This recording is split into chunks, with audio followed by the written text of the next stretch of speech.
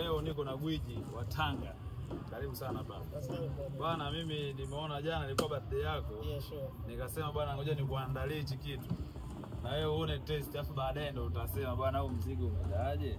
Twende kazi. Yaani ufungue. Naam. Bwana haya ndo mzigo. Ndio. Hichi kichwa cha ng'ombe. Kwa hiyo hii nyama yake unaweza ukanyofoa tu hivi. Okay. Unachota hapa. Unakula. Na maplan hivi standard. Okay. Haina haja kutumia kisu, nyama inanyofoka. Ukivuta tu Ukikula inanyofoka. Muda gani kuchoma? Inategemea. Kitu kikubwa kwenye hii nani ni viungo vya kulainisha hii nyama. Leo ninapenda sana pua, macho, vitu vyangu sana. Siku nyingine gwiji nikuandalie kenge. Kenge unakuwa? Maua? Test ya kichwa umeionaje? Amazing. Unajua sikutegemea kama test inaweza kuwa hivi. So far nitaomba pia spices ambazo unatumia. Sawa, hamna shida. Nyama nzuri laini sana, kichwa kimetepeta yani. Hata lunch hatujala. Sema leo acha tutengeneze njaa. Kwa ajili ya hiki kichwa. Moto mpaka kuiva inachukua muda gani? Inategemea na moto. Ukichoma na kuni, kwa sababu kuni pressure yake ni kubwa, ina heat sana, inatumia masaa machache. Na ukichoma na mkaa, inatumia masaa mengi zaidi. Sema sasa. Unajua kuna kuiva na kuna kulainika kama hivi. Yeah. Na kuna siri gani katika ulaji wa kichwa? Labda kuna faraka yoyote ambayo hii sasa.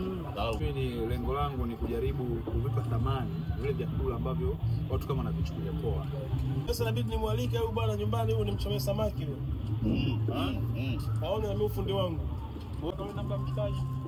Kwa vitu navipata kwa urahisi sana.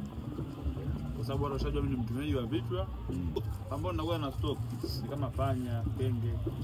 Kwa hiyo ukiniambia kama nataka kula kenge, mimi ningao kwenye stock yangu. Natoa umlishe kenge huyo. Sisi kenge tunakuelekesha kabla. Kenge ni wa kwanza. Hapa kushakuwa joto. Wewe mtu ameni pale tukamalizishe kitu chetu. Sawa. Hapa na joto sana. Let's go.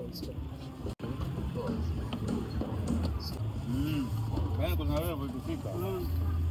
Na mngonyo kwa mwaka 2008. I was still from 6 years. Awena ile uliumiza sana. Oh yeah. Nakumbuka Awena Kasimu Mganga.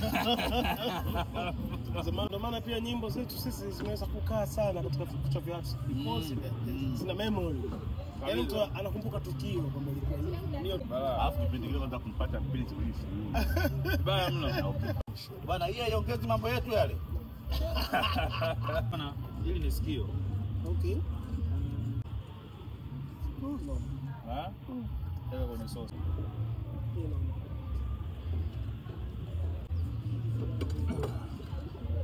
Steak tupu hiyo.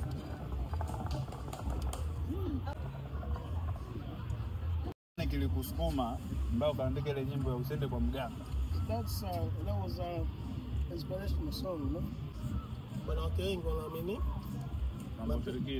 mapenzi yanatengenezwa kwa mganga. Manzabe umeikuza? Yes. Manzabe jina kubwa sana. Yeah.